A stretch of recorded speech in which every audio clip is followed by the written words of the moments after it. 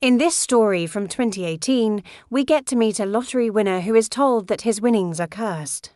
He was also told that if he wanted to avoid disaster, he needed to dig up some ancient ruins. And after listening to this advice, he just might have made the worst mistake of his life. Our story begins with a man named Joe. He had been working hard his entire life, and one day he decided that he needed a break. So he decided to spend his day at home playing video games. Joe looked around to make sure that nobody had seen him, then he closed the box and hid it in his sock drawer. He didn't know what it meant or why it hadn't burned, but he knew that if anyone found out that he had taken it, they would try to take it away from him.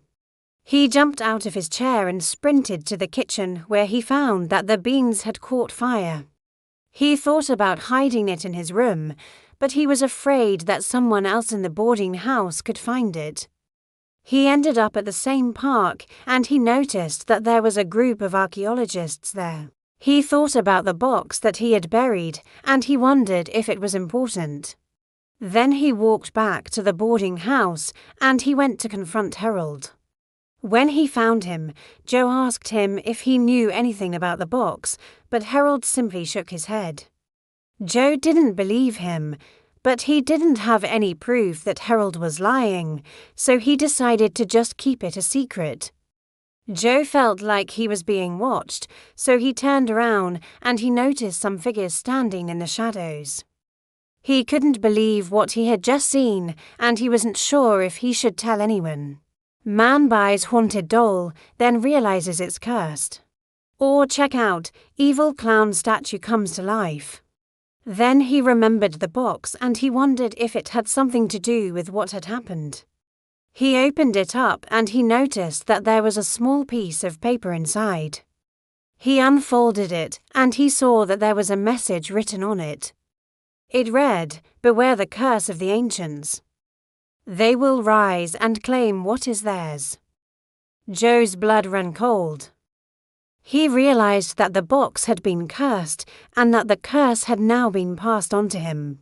They seemed to be staring at him, and their eyes glowed an eerie red in the dark. Joe started to panic, and he ran to the opening of the tunnel. He crawled out, and he didn't stop running until he got to the safety of his room. Maybe it was part of the ancient ruins that the group of archaeologists was looking for. He thought about the possibility that he could become rich if they found it, but he also thought about the possibility that he could get into a lot of trouble if they found out that he had taken it. In the end, he decided that the best course of action would be to return it to the exact spot where he had buried it. They had already started digging, and Joe was curious to see what they might find.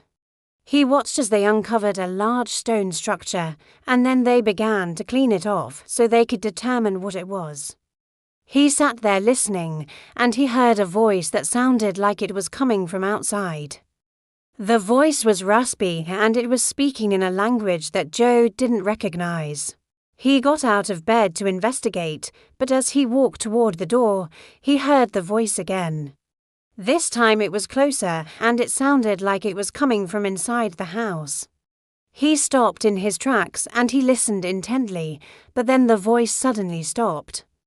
Joe decided that it was probably just a dream, so he got back in bed and he tried to fall back asleep. One of them noticed him watching, and she walked over to ask if he knew anything about the area. He got out of bed and he started to bang on the floor to try and locate the source of the sound. But then suddenly the floor gave way and he fell into a hole in the ground.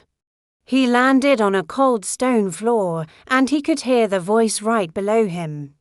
He looked around and he realized that he was in a tunnel and the voice seemed to be coming from further down it. He didn't want to go any further, but he also didn't want to stay there. So he started to walk in the direction that the voice had come from. She explained that they had come to the city because they believed that there were ancient ruins buried beneath it. Joe didn't know much about the history of the area, but he did remember hearing about rumors of ancient ruins when he was a kid. He told her this, and she thanked him for the information before returning to her dig. So he took it with him and he walked down the street until he came across a park. He decided to bury it in the grass, thinking that no one would ever find it there. It was a huge relief, but he was still shaken by the fire and he wasn't really in the mood to wait around to rebuild. So he decided that he was going to rent a place while he waited. He called around to a few different real estate agents and he was able to find a cheap room in a boarding house that was available right away. It was far from ideal, but it would give him a place to live while he sorted everything else out. Just as he reached for the smoke alarm, it went off. The old man looked up and introduced himself as Harold, the owner of the boarding house. He said that he had lived there for almost 70 years, which made Joe wonder how old the man actually was. Harold seemed to read his mind, and he gave him a sly smile before saying that he was about 94 years old. Joe smiled back and replied that he was probably only a few years younger than that. Harold nodded his head slowly and then returned to whatever it was that he was doing. Joe figured that he must have been busy, so he didn't think much more about it. He tried to put the fire out with a nearby blanket, but it quickly became clear that it wasn't going to be enough.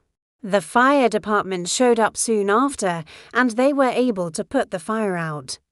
But not before doing significant damage to Joe's house. He stood there watching them work, and he couldn't help but think that his life was a complete disaster. As the evening approached, he felt hungry, but he didn't feel like cooking. So he opened up his phone to see what delivery options he had. But much to his surprise, he noticed that all of the local restaurants were closed. At first, he thought it was because of the time, but then he realized that it was Sunday and most places were closed. With no other options, he pulled out his trusty cookbook and started to look for a recipe that he could make with the ingredients that he had at home. It wasn't long before he settled in on a dish called baked beans. He was familiar with the recipe, so he didn't have any trouble getting started. After throwing everything into a Dutch oven, he put the lid on top and placed the whole thing into his oven. Then he set the timer and got back to playing his video games. About an hour went by when suddenly the smell of burning filled the house. Just then, a firefighter approached him and told him that he needed to leave the premises right away. Joe did as he was told, but he couldn't help but sneak around to the back of his house so he could get a better look at the damage. That's when he saw it. Hidden amongst the charred wood was a small, intricately carved box. He picked it up and he brought it inside so he could examine it closer. It didn't appear to be damaged in any way, which was strange considering that it had been right in the middle of the fire. As he looked around the box, he noticed some strange symbols that he had never seen before. He tried to make sense of them, but it was no use. They were completely indecipherable. Then he noticed a small button on the side, and he wondered if pressing it would do something. He pressed it gently and the box swung open. He peered inside and he found that it was empty. A few days later, Joe received word that his insurance company was going to cover the cost of rebuilding his house. As he was moving in, he noticed an old man sitting in a rocking chair in the corner of the room. Later that night, though, Joe woke up and he remembered the box that he had taken from his old house. The next morning, he woke up early and he decided to go for a walk. Joe watched them work for a little while longer before he finally went home. He walked back to the same spot in the park where he had buried the box and he dug it up. One night, Joe was awoken in his room by what sounded like screams in the middle of the night. But shortly after, he heard the voice again. It sounded like it was coming from right under his floorboard. The tunnel opened up into a large cavern and the voice grew louder. Once he was inside, he locked the door and he tried to catch his breath. And now you need to watch.